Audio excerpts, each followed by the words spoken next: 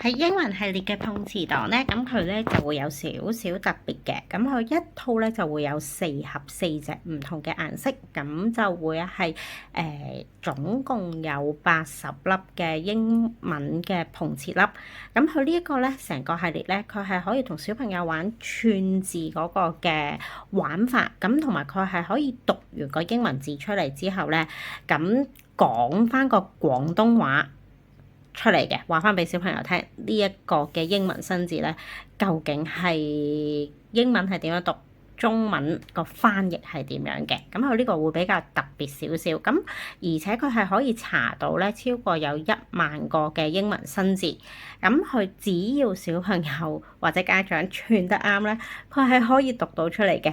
如果讀唔到，就係得2個嘅情況，就係一係串錯字，一係咧就未收錄呢一個嘅字嘅。咁我哋咧就可以點讀筆咧？首先使用嘅時候咧，先點選咗咧封面呢一個盒嘅位置。歡迎查詢電子詞典。咁佢咧就好似一個嘅字典粒咁樣咧，就可以同小朋友玩一個嘅拼字嘅遊戲。譬如好似無論個字係3個英文字母去組成，定係10個英文字母組成咧，佢都可以讀到出嚟嘅。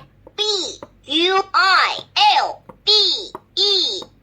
跟住我哋揾翻一粒嘅功能鍵粒。Builder。建築者、建築業者、營造師、建立者、建設者、強力去污劑。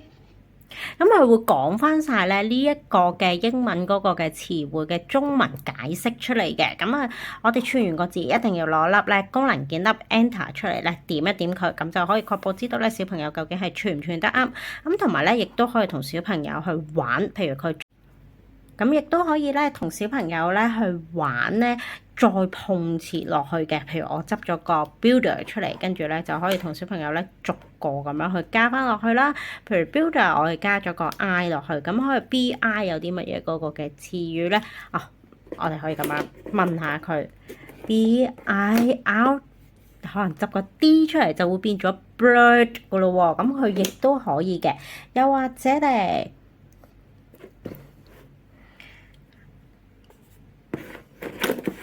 係一路咁樣去串落去 BIRTHD， 我哋揾個 D 出嚟啦。咁啊，可以請小朋友，我哋要串個 birthday， 咁佢咧亦都係可以咧，慢慢咁樣咧去碰翻落去咧，增加翻佢嗰個咧再高，呢個係高階嗰個玩法嚟嘅。咁啊細 B 咧，咁你哋仲得意啲，幼稚園嗰個時候，咁佢就可以咧係 BIRTHDAY。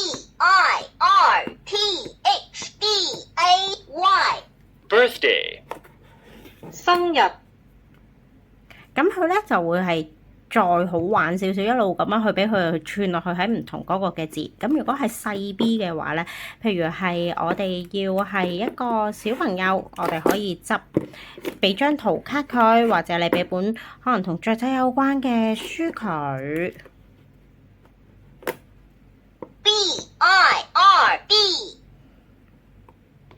Bird。鳥。咁佢咧亦都可以咧變咗做咧，譬如 bird 雀仔個英文點串啊？咁就可以咧咁樣同佢咧去玩翻一個嘅串字啦。咁亦都可以俾小朋友咧玩唔同嘅嘢。細 B 嘅時候，我哋可以執一啲咧係簡單嘅英文詞彙出嚟，咁佢哋就可以咧嚟因應翻咧你幼稚園嗰個嘅教科書。